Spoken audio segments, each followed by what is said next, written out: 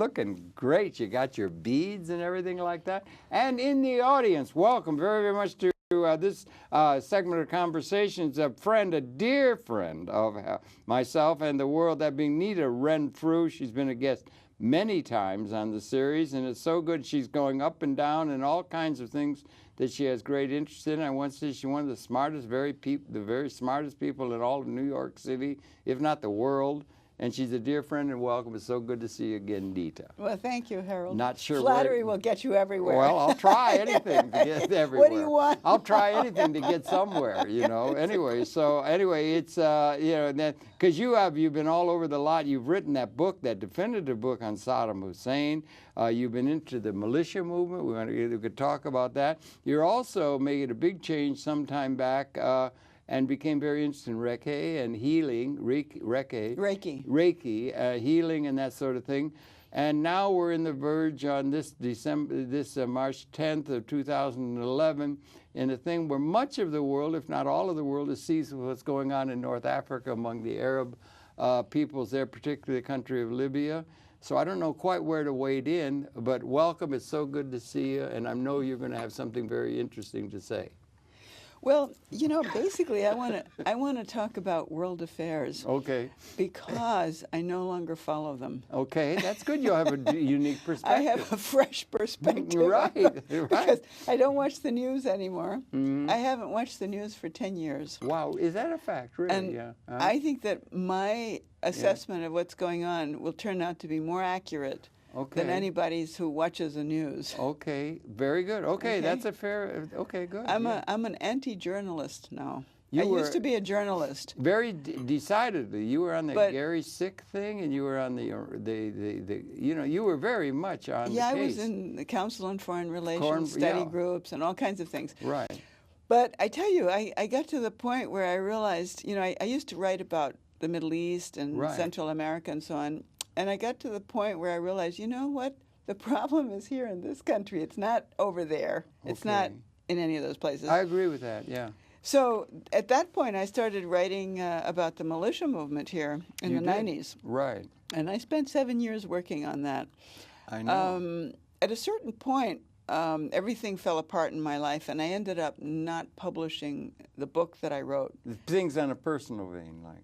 On a personal. Yeah, right. That can really upset things. And I'm not so sure how unrelated they are, you know. Okay, right, okay. But I decided, you know what? We have too many facts in the world. It's like too much information. It's like the internet was starting to come of age and so on. And people only read things that they already agree with. It's not like back, say, in the 70s where a book would come out and, you know, like with a Republican perspective or a Democratic perspective or whatever, and everybody would read it. Now you put things out, and the only people who read them are the people who already in agree. That camp, you know, there was probably a degree of that, but not like not like now. Also, it's very short. Everything's short clips. Everything is short. Sound bites. And my book is 1,200 pages. The militia. The militia book. Right. So what happened is that at that point I decided, you know, I'm going to become a healer because we need healing in the world more than we need. How did you come to that? I don't want to, it's a sidebar thing in a sense. We're going to talk about the news, but how did you come to the healing thing? Do you think? Well, how did you get introduced to it even? Well, I got very sick. You know, I had heart trouble and so on. And I didn't have any money, and I didn't have any health insurance. Right. And I got fired from my job. Sound like a typical American. Exactly. I mean, I did it 11 years ahead of time. Yeah, right. Else always ahead of the curve. I'm always ahead of the curve. Yeah. So I got into Reiki first. Yeah. And, you know, and it worked. It took me 2 years, and I got back 100%. I would not be here today if it weren't for that. Wonderful. Yeah, really interesting. And you know, it took me all these years because I sort of decided, look, I'm not going to watch the news anymore because it's making me sick. Right. And it was like taking poison all the time. It can do it, man, yeah. Because I used to watch the news 24 hours a day. I know, you were really, I was, you know, I wanted to know everything. Right. But I finally realized, you know, I know what's going on even without watching the news. I don't have to watch the news. Okay. Because what happened is that I think in the 90s, the powers that be that are behind the scenes sort of consolidated their control over this design about what they're doing. And I believe that now everything that's happening is by design, which doesn't mean that it's happening exactly the way they want it to. But, I look at, it's like that. And that's what the militias were saying in the 90s. It's like I spent 7 years listening to them and thinking, these are all conspiracy theories. And researching it and finding out, some of the stuff is a little skewed, but it's right on the mark. Okay. This really is true. Yeah, the shooting edge, you called it. America's shooting edge. Yeah. And so, but I put the manuscript away and I brought it out, and then I'm going to publish it now because nothing has changed except for the worse. Okay. And it's sort of like everything they said has been coming true. The militia-minded militias, people, yeah. right? They basically foretold 9/11 and everything else. And they did, really? Yes. Really? And the control of the food and, everything that's happening is what they were saying was going to happen. And it sounded kind of off the wall still in the 90s, but it doesn't sound off the wall anymore because we see it happening. Okay. Well, is this around the time of Ruby Ridge and that's when it started. Waco and things like that, Janet Reno and Koresh? That's when the militia movement basically came into its own. Right. In the early 90s, 93.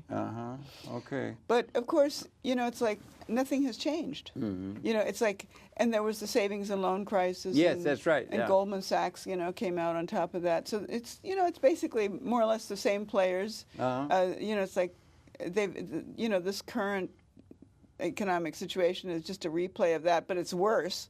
It's like each time they do it more. Mm-hmm. There isn't a single major leader out there that's talking about the real problems or making a real solution, putting forth a real solution.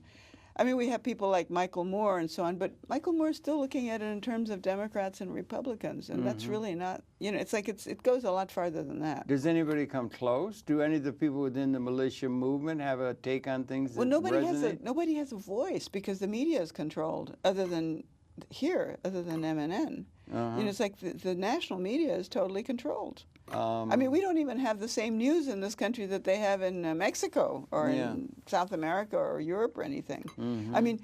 People have to go to Al Jazeera here to see what's going on. Yeah, we got you to Al Jazeera exactly, the other day on the telephone. Yeah. You don't find out what's going on if you go to the American media. Mm-hmm. So, Al Jazeera should have a slot on the cable system. Al Jazeera. But they don't have to. It's like they're on the computers. Yeah, that's a different thing. Yeah. Okay. Yeah. But you think it's getting worse, and you said they and the people. Well, what I want to say is who is it that's writing the design by which things are going? Where is it? There's talk about the Illuminati, there's talk about the Bilderbergers, there's talk about, consular and foreign relations, trilateralists and that. Who is the they that's writing the design, or well, it's is it at a level of level of universal design? Is it a level of I think it is a universal design, and I'm not sure what the names are. This is the one thing that you can never really figure out who. Like if you want to find out who dealt this mess, like who are these 12 people or 20 people or what, but we do know that it's the people that are behind the oil companies and the Monsanto and the banks, certainly the banks. Yeah. Well, there are Goldman Sachs and all of that. They are current in the modern world overlords. They're the we overlords. had landlords, or we had earls and dukes and whatnot in feudal time, but. And then you had emperors. But the earls and dukes, at least they paid lip service to some kind of stewardship over, the land, and it's like I think. They had, they did. Like they had. They talked about things like honor and so on. They did. There was chivalry in that. They also, even under slavery, they had some sort of an obligation to take care of their cows, chickens, and their serfs. And they, like not in the shed, they had to have some responsibility for them. Yeah. They don't even want people to have. It's like. People are not going to have jobs anymore. Well, that's and a I know biggie. You're opposed to jobs, and I am too. Well, yeah. But I think it's inevitable. But but nobody's saying, well, let's do that. I think that the idea of it's true. Like the taxpayers pay for the R&D that makes all the money for these big corporations, for the oil companies in the Silicon Valley and all this kind of stuff. we pay for the R&D. So why don't we get to share it? And then we just give it to these private companies. Well, why don't they share? Why don't they share their their earnings with us. Well, why should they? If they are able to get, like when Mr. Bush made his second Mr. Bush made his singular thing, a tax cut, Mr. Krugman was able to write an article say that the benefits of that didn't even go to only the upper 1%. No. It wasn't even 1/10. It was 1/100th of 1% is where the real benefit went. Exactly. So when they can do that and then the society sits still for it, it's because they don't have an alternative. Seemingly. And the alternative would be coming from the intellectual community, by and large, it seems to me, and the intellectual community is all blinkered. And that the intellectual, by and large, there's other examples. There's some some intellectual things coming out of the right, but by and large, the right are courtiers trying to, kiss the hem of the people who have the control of the money and the power and everything. And those who are concerned with the people are from the left, more or less, and the left is blinkered. I don't agree with that. I don't agree with that. Okay. Because the militia movement is primarily from the right. That is right. That's right. Yeah. And I think these people have got it much more pat than the people on the left. Actually, I mean, I would find that my views, coincide much more with those people than Buchanan. No. Yeah. He was against the war in Iraq. He was against the war in Iraq. Yeah. Exactly. It's like people like Ron Paul. Ron Paul is now coming into their own, maybe. I mean, I think these people have been much more articulate than anybody on the left. Okay. I mean, they don't see it as a problem of Republicans and Democrats, and the left is still stuck in that. Well, okay. I think I was thinking intellectuals in a sense of really broad, big-time thinkers. There don't seem to be anything. It's all specialized out. That's a great way to divide and conquer. The colonial powers, when they went out, would divide and conquer the tribes. In India, East India Company, and they've done the same thing with the intellectuals. Exactly. The mark of scholarship is how individualized and specialized you can become on a particular thing. Yeah. You become completely innocuous in terms of systems thinking. And totally marginalized. And systems thinking is, in a term when you say there's so much information overload permits pattern recognition. Exactly. What you should be doing is looking for patterns between a whole lot of different things, and the intellectual community is all busy writing a new treatise on their particular specialization. But you see, interestingly, and in the militia movement and the patriot movement generally in the 90s was made up mostly of non-academics. It was largely people who had gotten through high school, but they had a very good education. They knew history and so on, and there were no academics in the movement, other than maybe Charlotte Iserbyt, who wrote her Dumbing Down of America. But I mean, all of her books sold to non-academics too. Yeah. And she lost all of her academic friends. Yeah. But the interesting thing to me was that these are the people who were looking at patterns. Not at they were not. Things. Yeah, they were looking at the patterns and so on, and that's how they were coming up with these ideas of what was happening, which turned out to be pretty on the mark. Well, what I guess that not as a thing of how are you going to react to the appropriate things that are coming down, but how are you going to understand the why of it, what can be done, what are the ways in which you can deal with it, other than defensive and so forth, is what I'm getting at. Yeah. Where's Rousseau? I mean, or Voltaire, or where are the big thinkers who are getting some sort of understanding of what's going on? Nobody like that. We had people like Fuller, I think. I cottoned on to Fuller. I think he was there. He was trying to get at an operating manual for Spaceship Earth. Oh, we have people like Noam Chomsky. Noam Chomsky's been a great critic. But when it comes down to it... But not really, not a Voltaire or Rousseau, exactly. Right, exactly. Yeah. Well, like that or something. And then also, I think the left has been blinkered. Yeah, and totally. Much of the world has been, for whatever it's worth, by this labor theory of value.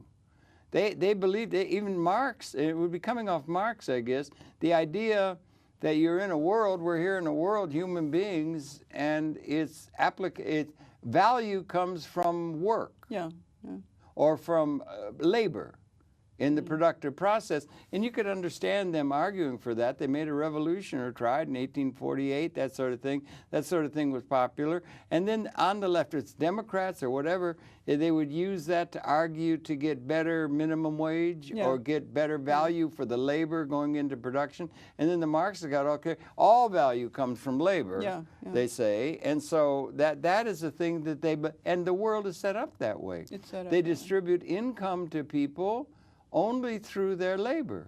Yeah.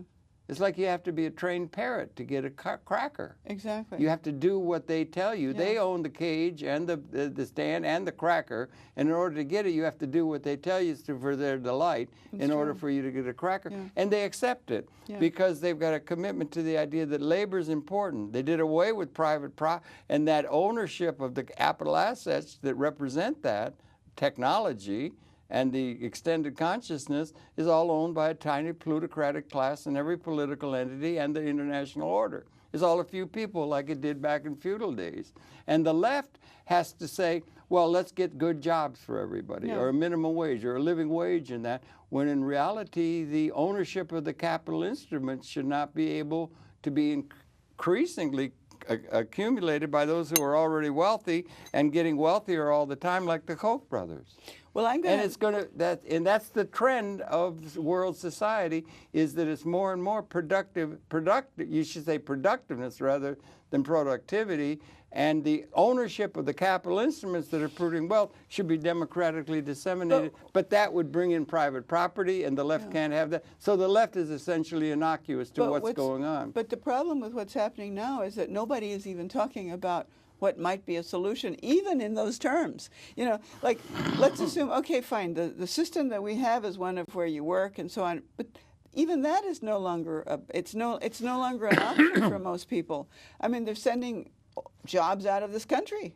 Well, that's a different thing. That's outsourcing. So it's not even, so even, it's like in the past, at least, there was some sort of a thinking that, well, people have to have jobs so that they can consume our products and make us richer or something. Also, go ahead. But now it's like people are not even the people that own these companies and so on don't seem to even be preoccupied with whether people can consume oil or whatever. And of course, the Gulf oil thing is a perfect example, where it's like it turns out that it seems that because of their interlocking boards and ownership of these companies, that the company that makes Corexit, which is that oil dispersant that they used, which is poisoning everybody, apparently they made more money on the Corexit than they would have if they hadn't had an oil spill. Would that be BP largely? BP, right, yeah. Big so, company. You sit there and you look at this and you say, it's like they don't even care about whether they sell the oil anymore, because they can create an oil spill and make a lot of money off the cleanup. And make a lot of money off the cleanup. And it doesn't have They can just foul the place and then, they don't have to bother with whether people are going to, buy oil product, gasoline or anything. And then, it's like, and then the workers, who work on it, they don't give them any protection or anything, so they all die.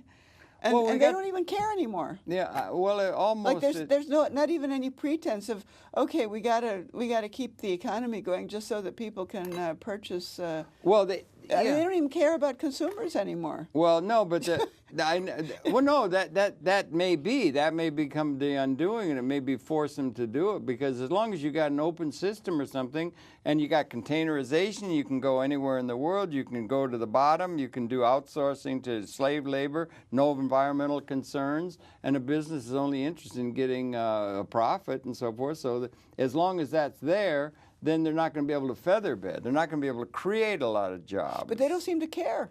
Meaning, they have to know this. I mean, we know it. You would think so, yeah. They've got to know this, but they don't seem to care. And then, things like the wars that we're paying for, which are creating a lot of this problem. I mean, somebody's paying for them, and that's us. Yes. I mean, the war in Afghanistan and Iraq and so on.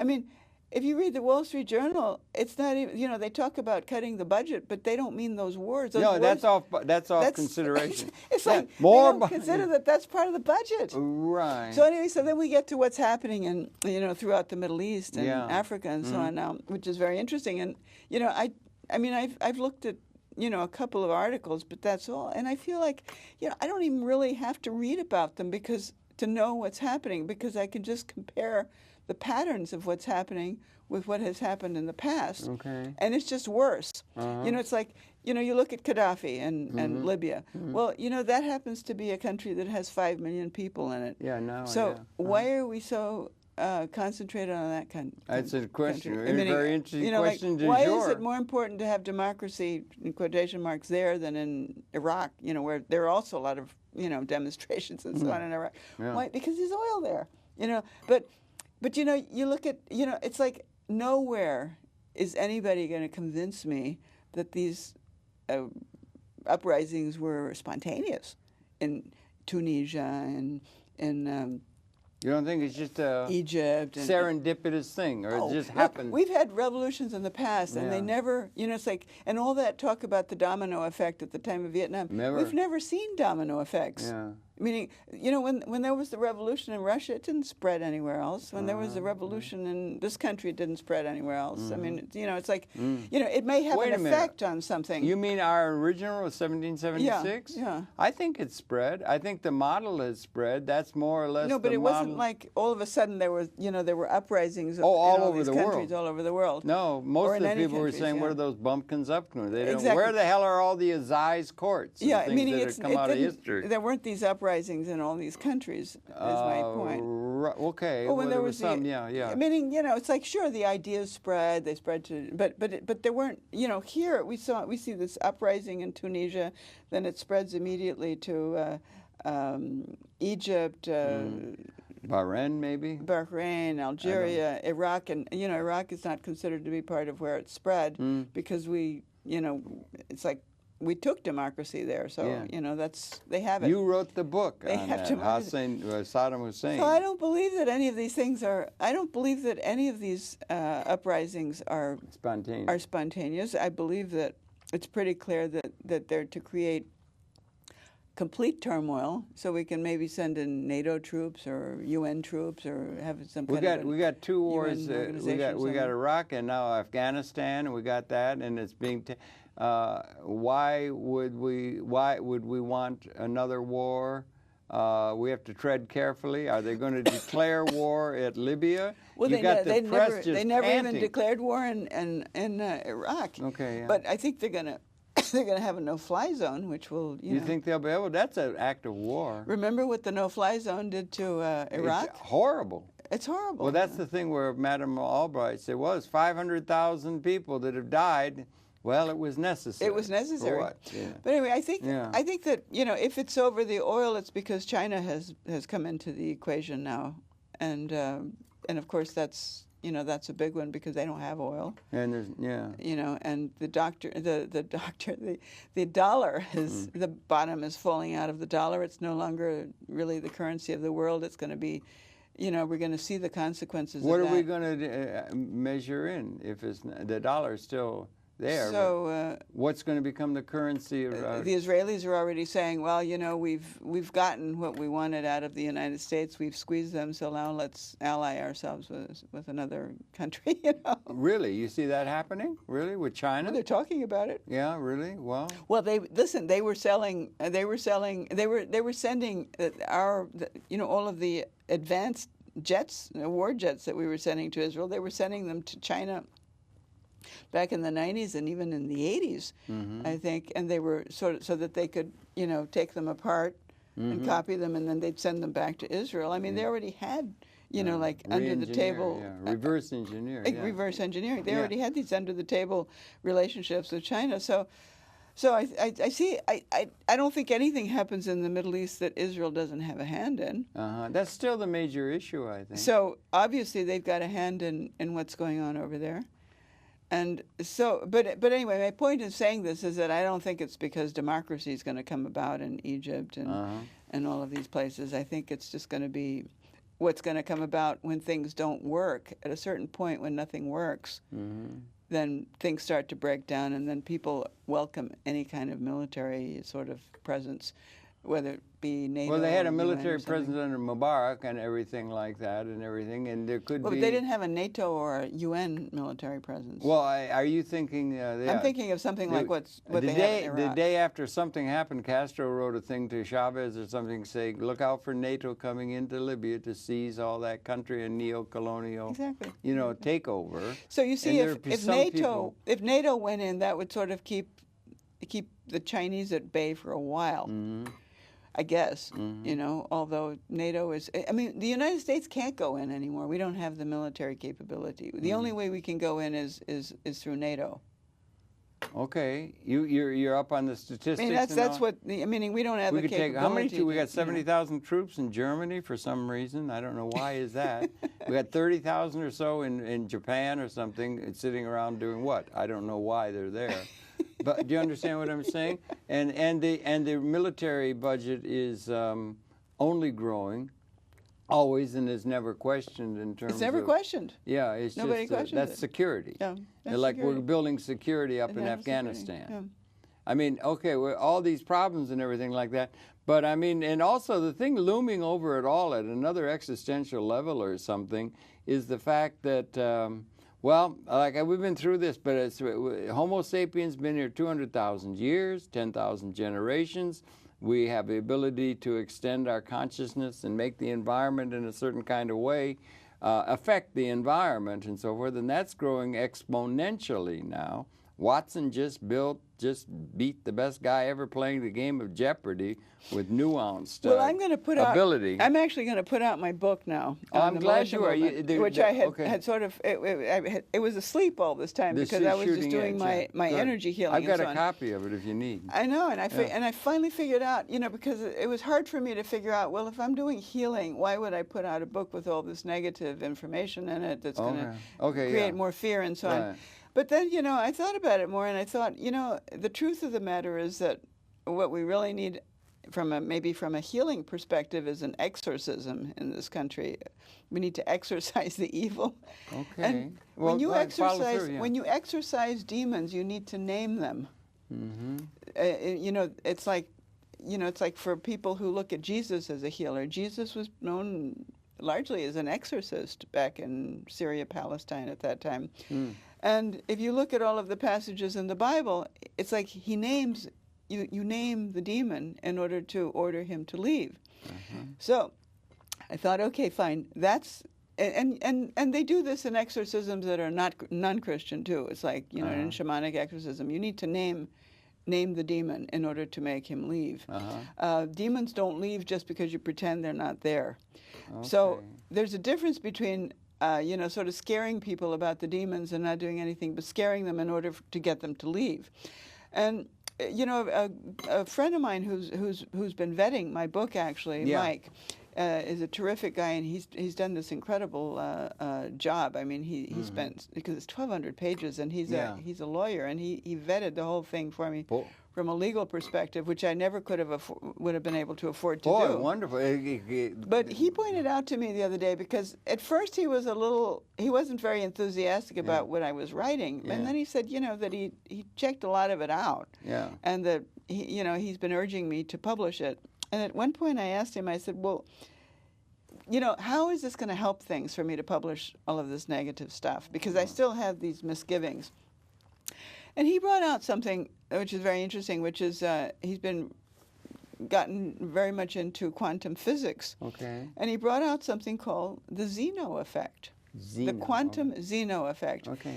And what is it? Yeah. I don't understand too much about it, but I'm going to explain it in the way that makes sense to me. Okay. It's basically it's related to the Heisenberg principle, where the Heisenberg principle says that when you observe something on a quantum level, it changes. Right. So, it's like something that may be a wave will become a particle or whatever, it's like it changes. Uh-huh. Well, the Zeno effect basically says something like, if you observe something, you actually cause it to freeze or so that it won't happen. Lock it in place? You lock it in place in a certain way. Right. And so if you're looking, which is why if you're looking at something, at water boiling, it doesn't boil.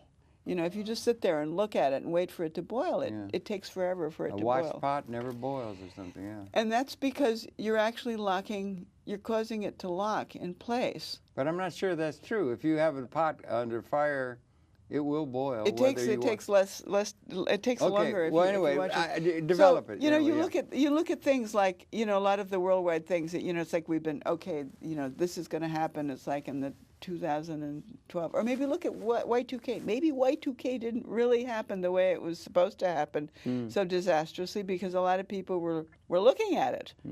So that's a thought. So the the thing here is that if you really look at something in a certain way, it doesn't happen. Like you look at the worst case scenario, like all those, you know, like, I don't know, some time ago everybody went, I guess, was it to Hawaii to wait for the tsunami to come in and so on? Yeah. And CNN was there and everything, and it never came. Jim Jones, they had Well, that was something else. Yeah. But you know, there weren't a lot of harmonic convergence or something. There was harmonic. But so you go and you look at something and it doesn't happen. And I think it's sort of a principle that's kind of like exorcism. It's sort of like, when you look at something really negative, you're naming it. Okay. But you do it with that intention. Rather than just have it inchoate. Rather than, rather than putting it out there to scare people. Rather than putting it out there to scare people. Because a lot of what's happening is, you know, say somebody is possessed with a demon. Yeah, I go along with that. I don't understand about demons. Hypothetically. Hypothetically. Like, say, the bankers. Exactly. So you could sit there and say, oh, this person is possessed, and scare everybody to death and so on. But if you want to exorcise the demon so that the person will become okay, then you want to name the demon and then order him to leave, or her, you know. What do we name the demon? Well, money? Sort of, it's kind of like, that's the good question. And, you know, it's like, so I think, you know, my book, meaning the reason I'm going to do it is because I'm going to look at it as naming not just one demon, but lots of demons, and having people really look at them. Because I think that what my book does is it brings together the overall picture of what's happening. That's a pattern. Of the patterns. That's what we're very good at. So that you can see the patterns. And that's what a lot of people want, patterns, not details. A lot of people know this or that's wrong or whatever, but people can't put it together. People are not putting it together. And systems. And that's what I did. I spent a lot of time putting it together. You read it, right? Yeah, I've read a lot of it, So hopefully it will be a contribution in that sense. Okay. Well, that would because be nothing has changed, meaning the pattern is the same. It's just gotten worse. Okay. You know, it's like if maybe there were 10 octopuses before and now there are 100, but they're still the same octopuses. And so it's like an exercise, and by doing that, you think that might have an effect in warding off? Maybe in the worst consequences. Exactly. Why don't we talk about that a minute? The militia. Is there? Can you see that the system may have inherent contradictions that Marxists used to talk about, inherent contradictions, where it's not going to be able to keep order among the citizens. Let's say in the Arab world, they just made a thing, we want freedom. It's very abstract and so forth. And then you've got a situation where freedom and material prosperity is not going to flow immediately. There's going to be confusion. There's going to be still the anxiety. You know, you have to do all this, so there's going to be a lot of confusion. There's going to be a lot of disappointment. So there's going to be a lot of things, and that would happen. It might come here to where all doesn't go well and so forth. So you're going to have people that are militias who, like the militias in 1776, were ready at Lexington to take up a force against, and that there might be armed resistance. Well, maybe within the United States of America. Do you think when the system won't work? I think you've got this Tea Party thing going now with all kinds of people very upset and so forth. And so, what do you think? I mean, militia talks to me about a gun and maybe armed insurrection. It's the Second Amendment, and the Second Amendment was written not so that people could go out and do sports. It was written as a check and balance with the government. Absolutely. And all these people like James Madison, Thomas Jefferson, all of those people basically said, you know, the Second Amendment is so that the citizens are armed and that's the unorganized militia, as opposed to the militia that's part of the armed forces in this country. Yeah, that's under control of the demons. That's different. That run things. That's the demons. Right. Exactly. The puppets. They're under control. So hopefully, if we can name all of this and people can see what the overall pattern is that's wrong, it's like just by naming them, it will change the energy and cause this to all change, so that we don't have to go to an armed insurrection. Well, that would be you see, because Americans are armed. You see, and interesting, one of the things that the militias were bringing out to me, because I didn't know a lot of this stuff. Right. They basically. What was her name? The woman up in Maine. Chute? Carolyn Chute, who wrote The Beans of Egypt, Maine. Yeah. She had 2 militias, And, it's like what I was saying about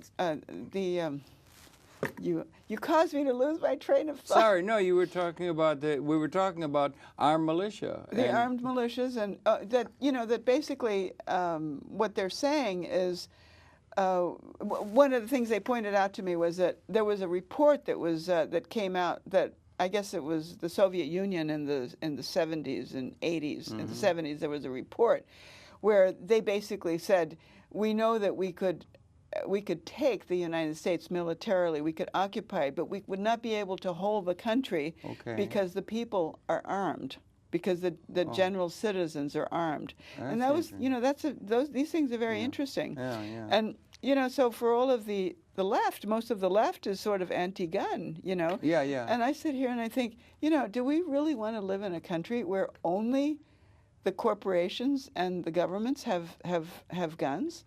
I mean, I don't want to live in a country where Monsanto and Goldman Sachs have the armies. Mm-hmm. Plus all the money. But exactly. Increasingly, it's all going that way. And then everybody else has, yo-yos or something? Yeah, well, in the spirit of that, there's going to be a revolutionary fervor in all these places, and then there's going to be a great deal of disappointment, and then there's going to be uprisings, and that will come, perhaps, within this time frame to America. Exactly.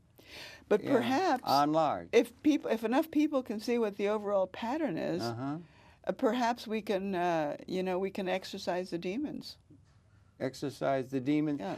Maybe Goldman Sachs will move to the moon. Could the demons be the exercise? Whatever it is, would it be that maybe pattern recognition is actually it's part of computer, but in the brain, the brain works is you have information overload. Within subsystems of a systems, and then it permits pattern recognition at another level. Yeah. So you're more inclusive. Exactly. And so what you want to do is get an inclusive understanding of what's going on. Exactly. And it's very interesting to me because you wonder then that's like systems thinking. Exactly, because then the little details are not really that important. It's the overall pattern that's important. Yeah, that's right. And you can get some of it. But there's nowhere where you can go to get the pattern. Some of it can get skewed, some of it can be wrong. But if the overall pattern is correct, then that's, then that stands. Yeah, and there's no thinking in pattern ways. Although maybe some of the people who are running things. Everybody's thinking in minutia. Well, yes, and the intellectuals, for instance, get sidetracked, particularly with linear regression. Everybody became so specialized. Academia, the peer-reviewed journals, everything. Even Lynn Margulis, our leading biologist, is starting to complain that the faith in the scientific process is being undercut because it's becoming so politicized. Yeah. That's very dangerous. Yeah. So to get an overall function would be like a comprehensive understanding of what's it all about. Exactly. And we don't have any of that. No. I mean, it's all reifying outdated institutions, perhaps, which are not serving, and they do not have a system in place that is relevant to what the future requires in terms of a possibility, on one hand, of perhaps liberating humanity in a way that's never been the case. It's always been a system of unjust control and power in the hands of a few. But then on the other side, by some understanding that could be built into policy and actual reality that's built out of our decision-making and so forth. But then on the other hand, the negative side of that is I do believe that the weapon systems that exist now since about 1970 have become, by the great powers, who are going to be confronted maybe with rising up militias and discontent of a deep nature are able to wipe out the species. Something existentially new. One suggestion, let me just say, we have at the level of capability, not the reality, it's obviously not that, but at the level of capability we've made progress, and we have possibly, this is Fuller and others, transcended material scarcity at the level of our capability understood in the system's way, which would be a qualitative transformation out of history. The only thing that's going to save us, I believe, is if we start thinking again. Well, that would be thinking along those lines. We used to learn in school how to think in this country. You know, this was a big thing when I was a child. People are not encouraged to think anymore.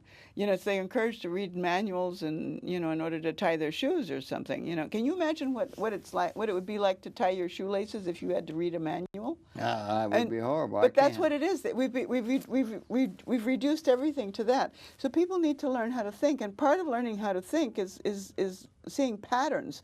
So I don't know. You know, I believe that for me, it's my grain of sand that's a contribution, because we can't, like an oyster, you know, we can't give up. Yeah. You know, it's like the alternative is to give up, and sometimes I think, you know, really it's time to give up. But then I realize, no, you have to keep trying, even if it's just your little grain of sand. Right. So, you know, no, I don't have delusions of grandeur about what, you know, my book is going to do. No, but that's interesting. But if it, you know, look, if it gets to one person, if it helps one person, I'm going to be happy. And that's the way I look at my healing. If I help one person a year, and you helped a lot of people with that, if I really help someone, those systems work. Then you know, then maybe I did my quota of contribution to the world for that year. That's one of the things, but the shooting edge and the idea of the militia is that there will be uprisings. There will be uprisings not over there, but even here. Yeah, and we see Madison, Wisconsin. You know, Madison, Wisconsin, you know, I mean, is an example of that now. It's getting pretty. It's getting very hairy, and there's and coming from the left, let's say, I don't know where that's going to end up in Madison, where they want to take back the ability to have the collective bargaining in private sector and public sector thing. I mean, that may actually come to be that they'll just strip them down to where they have no rights to do anything that has built the middle class. And of course, then what comes after that? Well, then what will come after that is, well, you see, they can do that because then they can, why should they do it? If you've got an algorithm that can do what 500,000 people had to do, and the only way the 500,000 people had any idea of legitimately getting money is to have a job function on that that can be replaced, and they can use that to build it elsewhere. If you don't, then if it's open, the market, then they're not going to do a lot of hiring of people that aren't needed. No. The technology is displacing people in the productive process, and they're all, the left, the progressives, are all hung up on how wonderful a job is. And they're making and you got to get a minimum wage. You got to get a living wage. They're making it now so that it could become illegal for you to grow your own food, you know, because they've got that's right. Monsanto says. No, but aside from that, you know, it's like they've got these laws in that are affecting small farmers that could conceivably affect an individual, where they're saying, well, if you don't have the go-ahead from the FDA and everything, you know, and your sanitary stuff and so on.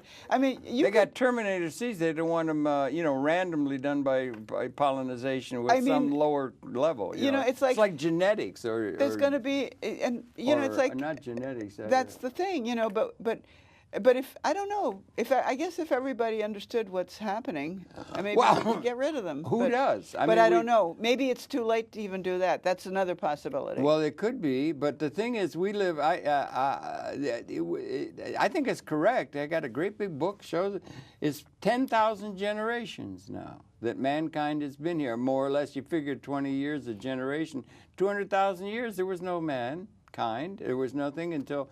And so now we've reached a point where, like, and I've shared it with others, Isaac Asimov, we did a program, he said, this is the defining moment. This is the defining generation. When you get to the point, after 10, you could have lived 600 years ago and it'd take forever to invent a tack. Now exponential, and it's increasing exponential. And there's going to be displacement of labor in the productive process, and those things are going to be very, very productive and able to produce a great deal, and they're not going to need laborers to do that, both intellectual and physical. So they're going to have an alternative way of not only producing things, but also having a way of distributing demand capability wealth, to the people to clear the market.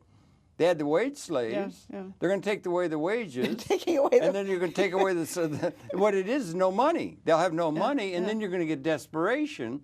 And that seems to be in the cards in terms of the way things are going. Everybody thinks we're just going to have another recovery like we normally have had. Well, but they're talking about everybody will they're be talking about a earning their jobless money. recovery. How can it be a recovery if people don't have any income Well, that's or any way to purchase? Well, they're going to have to have an alternative way. Some people like but they're the not Soviet. even talking about an alternative. Well, they did in Soviet Union, and they will do away with private. They wanted to do away with private property, and the people that are on the left, particularly Marx, they don't trust private. That's the evil institution. Yeah, That's what causes the inequity, is what they thought. So they do away with, say, the private sector. They'll do away with the private sector and have everything in the control of the government, so you don't even have any kind of a friction between private and public sector like you do in a republic and so forth. So it didn't work, and it would work for great big projects, but it wouldn't work. But of course, now we also have the added thing of the global, weather warming. Warming or whatever you want to call it. But but I mean, it's collapsing. I mean, it's like the water, the ice is melting everywhere. The Gulf thing. I mean, the Gulf current has been harmed by that Gulf spill. You got new shipping lanes now. And they're using the Arctic for shipping lanes now. At a certain point, it's like the waters are going to start rising and everything, and the methane is coming out. That's because right, the from Arctic the permafrost. From the permafrost and so on. But of course now, I mean, this is amazing. They're charging a tax now on the methane that cows cows, cow flatulence. and they're calling it. I mean, you have to pay a tax. Everybody who owns and they call it digestive gases tax. Better than it's farts. It's gonna exactly. I mean, but the next step is they're going to charge us something like that. Right. Because you're polluting the earth. Right. I know. It's all your fault. Stop that. It could be. It's a great you have to room wear for a stopper Santa. around or something. No, but it's getting to be where. So the question is, what's going to collapse first, the economy or the weather? Tip O'Neill once said, "Well, the weather." Are we going to have a tsunami, or are we going to have a political collapse or an economic collapse? Well, the first? danger is, in my way of thinking, is existential. Is that there would be something, whether it's global warming or inappropriate, mass poverty, mass inability to function, mass loss of identity, all these kind of things could lead to whatever it would take in order for there to be set off the weapons that do exist among the powers that are species lethal. It had nothing to do with anything rational. It would be anything that would set it off. Global warming would do that, whatever. Or anything, maybe your militia group. You're going to have people taking up arms. To get to the point. Well, that's going on. That's going on in a way in Egypt and what's going on there and everything like that. And they don't have a vision of dealing. And the problem is primarily with the intellectuals, and the intellectuals are primarily left. The intellectuals should be stripped of their titles as but they're not thinking because they're blinkered. They don't by think anymore. No, you know what they're blinkered by? The labor theory of value.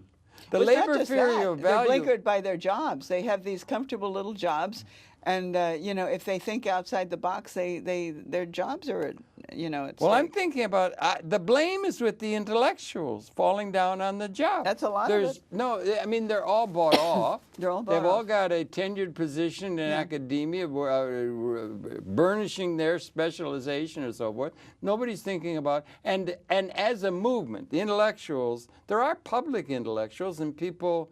I even saw David Brooks has written a new book. He called himself an autodidact. That was interesting to me. You can teach yourself. You don't have to be constrained to the educational system, which tends to be something where you learn to respond to an authority figure. Well, you know all about that. Well, no, that's just more or less what that's about. You used to teach at Berkeley. I didn't teach at Berkeley. What was the name of the No, just upstate, SUNY. Yeah. But anyway, the thing is that you've got it's the intellectuals that fall, and the left wing. The progressives are not doing anything that's addressing the fact that there is got to be an alternative way of distributing income rather than, what, tax those few people. Yeah. When the income all becomes owned by the Koch brothers and everything, you're going to try and tax them, but they're going to have all the power to influence everything. Or some other way to distribute income to people other than work. I think we should tax people who don't think. Well, that would, boy, we'd have a lot of funds. There'd be a lot of money. That's a treasure trove. Bingo! And I tell you, but Maybe, the thing about this Zeno principle that I was bringing up that's is, true. that I'm thinking that my next book is going to be The Power of Negative Thinking. Power of negative thinking. The power of negative thinking. Thank you, Vincent Peale. For all those people who've read The Secret and everything, Yeah. They think that if you keep repeating something positive, it's going to happen. But according to the Zeno principle, that's going to make it not That's going to make so it that happen. may be the problem. Lock it in place. But so I'm going to write The Power Stay of thy hand. Stay thy mind. The Power of Negative Thinking. Yeah. And I'm going to put out these T-shirts. And, Yeah. it's like they're going to be patriotic T-shirts, and I'm going to sell them to consumers. Okay. And you'll make a fortune. one of them is going to say, American hero. and I don't know, maybe I can get some people writing in and telling me what they like better. Yeah. What's better, give me money or give me death? That's good. Give me a job or give me death? Give me Job. Give me Job or give me death. Give me work or give Job. me death. Yes, I mean, right. I think that's what Patrick Henry would be saying today Yeah, I think if he so, were an right. intellectual in this. Yeah, if he were at Princeton or Harvard or something. Well, one of the only person I know in the world is the national level that actually tried to do that. I mean, no more give me freedom or give me death. I mean, forget that's about it. Give me a job or give me I death. just want the money. Give me Just a give me job, money. give me That's death. all. Yes. I gotta pay the rent. Yes, absolutely. It'll be reality, practical, and they don't have a system that's going to be able to do that. So wage slavery is over. The only country I know that tried, and I don't know all the details and everything, but was Libya under Muammar Gaddafi. He's now being trashed in the Western media as a terrorist. He was not adept at negative thinking. Well, perhaps. What do you think of The Power of Negative Thinking as a book? Well, I think it's very. It? Yeah, I'm going to invest in anything you do, girl. I mean, I know a good thing when I see it. You've got the inside track on the way things are going to go. But he did. He had it set up. They had signs everywhere in that country, and I think there's going to be more. It's like the United States of America was to feudal Europe. They represented the future, or was dawning, 230 years. They got institutions, and I think the world, more or less, the implosion of the Soviet Union, China just signed on. They're all on the page about historical legitimacy of the American model, and they call that legitimate. Yeah. But it's not. It's not. Or it may not be. And in Libya, they set it up, and they have signs everywhere, partners, not wage earners. Yeah. So they're the only people that questioned. First, it was the principle of private property is not forbidden within Islam or within the Arab mind and so forth, which is interesting. But they said that that you could start a business if you're in the private sector, and they did a lot of things socially, government, education, health, everything. They got up to education, 92% literacy, all these improvements in a short period from having been nowhere. But in the terms of a private sector, you could start a business, you couldn't hire anybody. Yeah.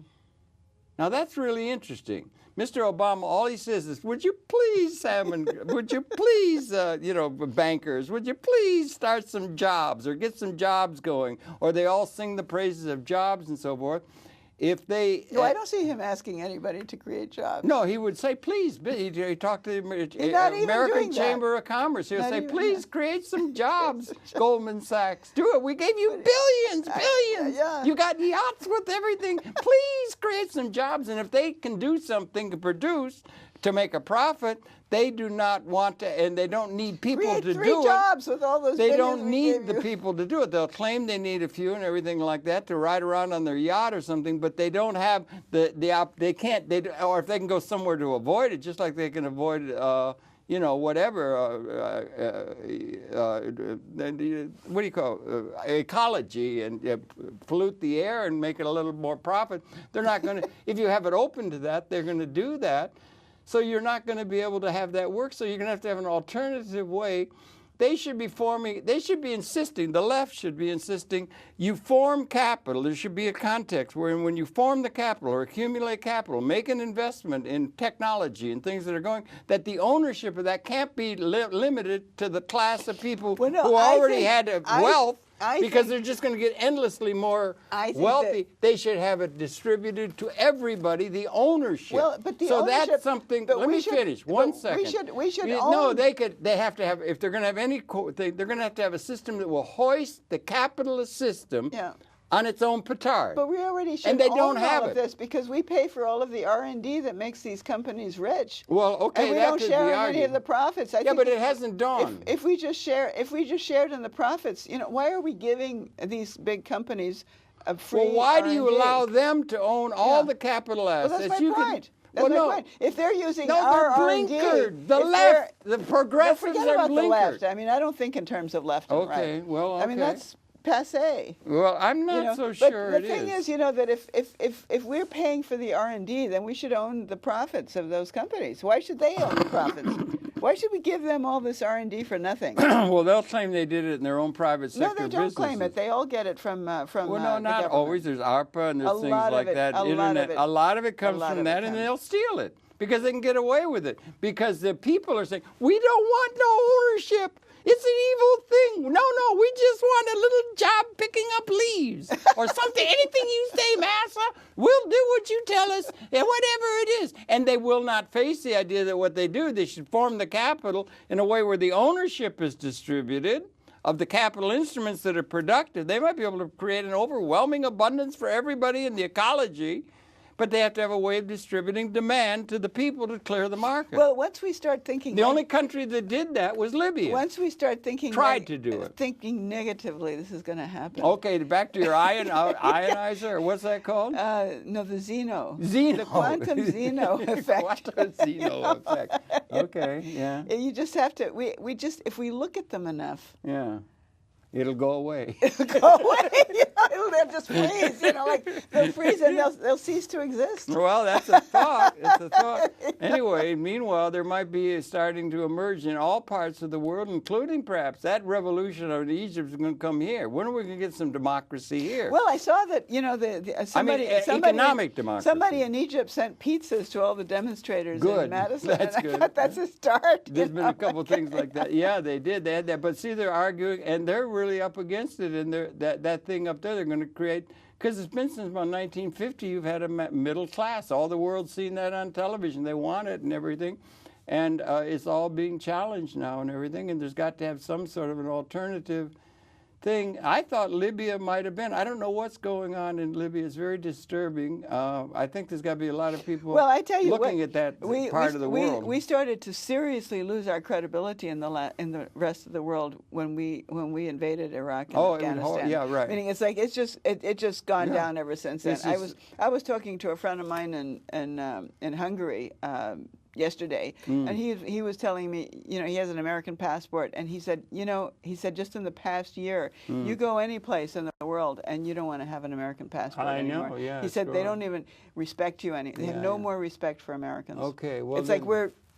Yeah, I know. It's so interesting. What's that again? Ion is there? EO. What's the term? It's a quantum Zeno effect. Zeno effect. Z-E-N-O. Look at it, and maybe it'll go away. And look at it and freeze it. You're like freeze it in place. Lock it in place. Lock that sucker. Lockdown. Right. Lockdown. Like that. Yeah, maybe. Nita, so good to see you. Sorry, you're cold. Your hand is cold, dear. Okay, get that book out, The Shooting Edge. It'll be a while before it's out, but it's done. I'm glad you're doing that. It's very good. The history of the American militia movement. Right, the militia movement may be growing around the world. It might, if it can be, and so forth. So thank you for viewing. Tuning in tomorrow. We'll be coming back. Nita, thanks again for everything. Great to see you, and really interesting.